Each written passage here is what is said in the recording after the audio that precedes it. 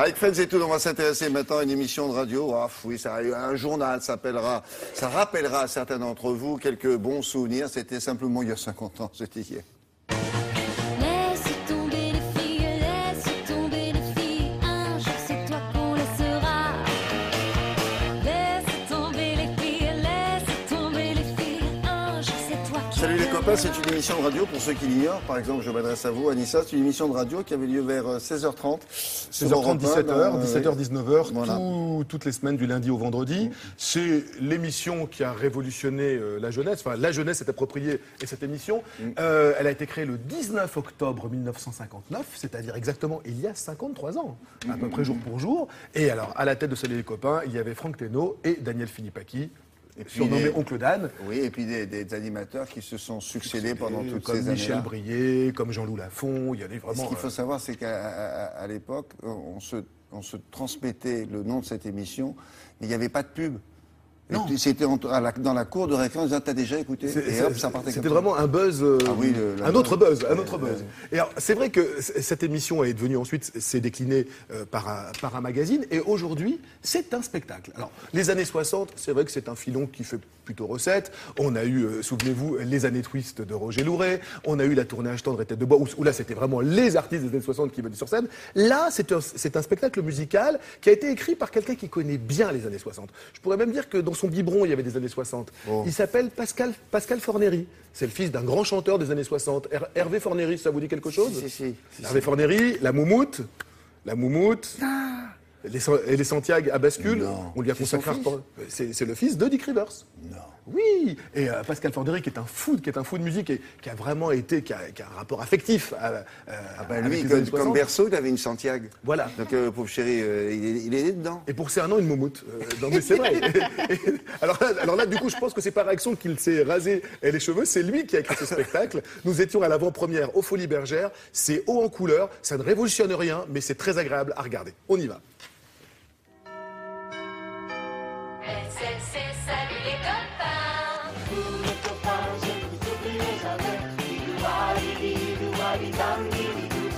Tous les copains, je vous oublierai jamais. Vincent, je vais vous demander de me parler de votre personnage. L'idole, c'est qui? Alors, l'idole, on ne sait pas exactement qui c'est. Il n'est jamais nommé sur scène.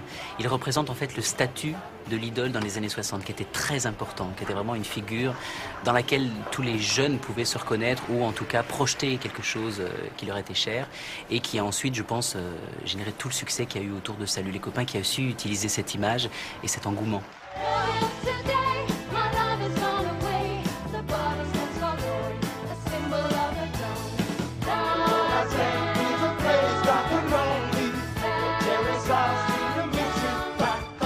Nicole, c'est un personnage qui est vraiment fan de son époque, qui est fan des idoles, fan de mode, fan des chansons de cette époque. C'est vraiment le personnage qui représente un peu la joie de vivre de cette époque. Elle est vraiment, elle joue le jeu à fond.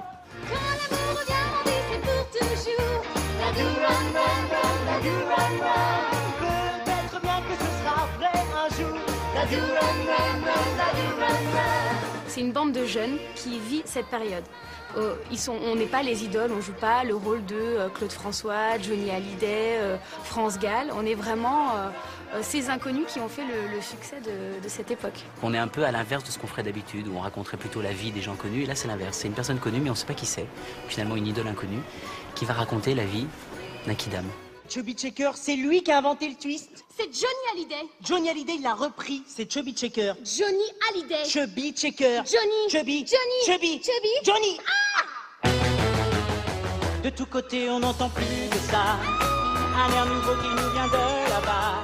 J'aime bien dans les spectacles qu'il y ait un peu d'interactivité avec le public et d'autant plus dans des spectacles généreux et communicatifs comme celui-ci, avec des thématiques fortes, avec une richesse musicale forte et surtout des tubes. Et cette générosité-là me permet en tout cas que la salle devienne la scène et que la scène devienne la salle. Pascal, vous êtes le fils d'une des grandes idoles des années 60, Dick Rivers. Qu'est-ce que le fait d'avoir un papa qui était vedette dans les années 60 vous a donné de plus pour raconter cette période? Ce que ça m'a donné de plus, je pense, c'est une sensibilité à ce qui s'est passé à cette époque-là. c'est pas un sujet de conversation fréquent avec mon père, mais je veux dire, c'est naturel, c'est la culture familiale, quoi. Donc j'ai des petits éléments, des petites choses qui me permettent peut-être de comprendre les choses de façon un peu plus sensible que scolaire.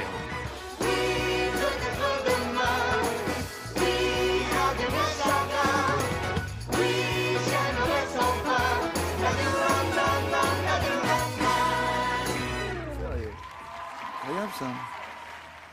Alors, plus il y a de comédie musicale dans ce pays, plus on se rend compte qu'il y a des jeunes gens qui savent chanter et danser, comme dans d'autres pays. On croyait qu'on ne savait pas faire, mais on sait très bien faire. Ils sont là aussi en France. Ils sont là. Une mention spéciale, ils sont tous excellents. Vincent Eden, c'est lui qui joue le rôle de l'idole, de la super idole, cette espèce de mélange de... Voilà.